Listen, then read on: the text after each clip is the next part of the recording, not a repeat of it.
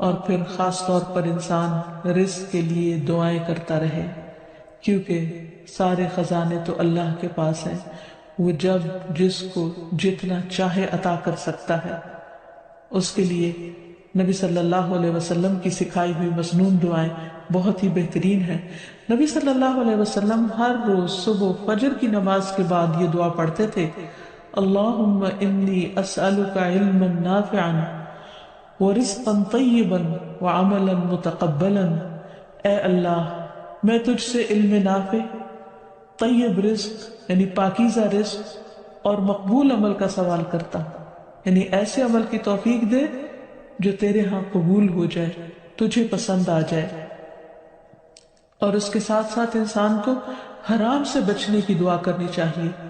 اس سلسلے میں آپ صلی اللہ علیہ وسلم نے جو دعا سکھائی وہ ہے،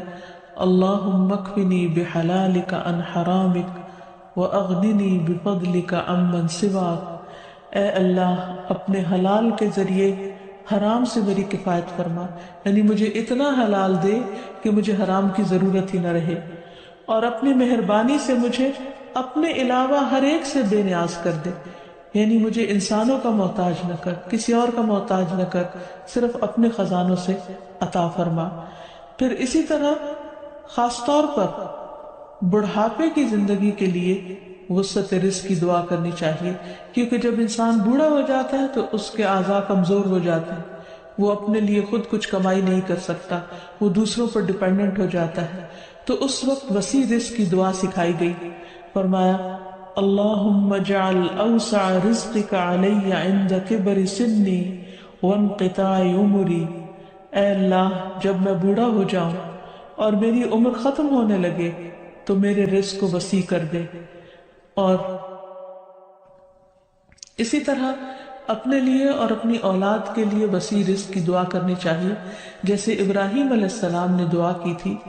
ربنا انی اسکنت من ذریتی بواد غیر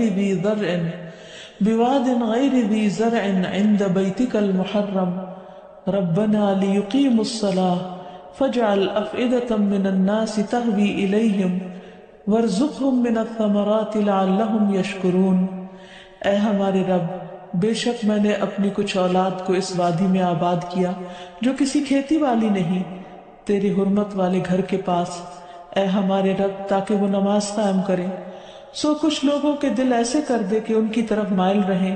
اور انہیں پھلوں سے رزق عطا کر تاکہ وہ شکر ادا کریں۔ تو اس میں ہم دیکھتے ہیں کہ ابراہیم علیہ السلام اپنے بچوں کے لیے روحانی رزق کی دعا بھی کر رہے ہیں، جذباتی محبت کی رزق کی دعا بھی کر رہے ہیں، اور پھر اس کے ساتھ ساتھ جسمانی رزق کی دعا بھی کر رہے ہیں جو ہر انسان کی ضرورت ہے، اور اس میں سے بھی بہترین رزق یعنی پھلوں کے رزق کی دعا کر رہے ہیں، کیونکہ انسان کو اللہ تعالیٰ کا صرف رزق ہی نہیں مانگنا چاہیے، بہترین رزق مانگنا چاہیے۔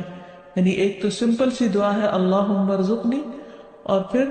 ورزقنا وانت خیر الرازقین، جو سورۃ المائدہ میں اللہ تعالیٰ نے دعا سکھائی ہے، اور ہمیں رزق دے اور تو سب رزق دینے والوں میں سے بہترین ہے۔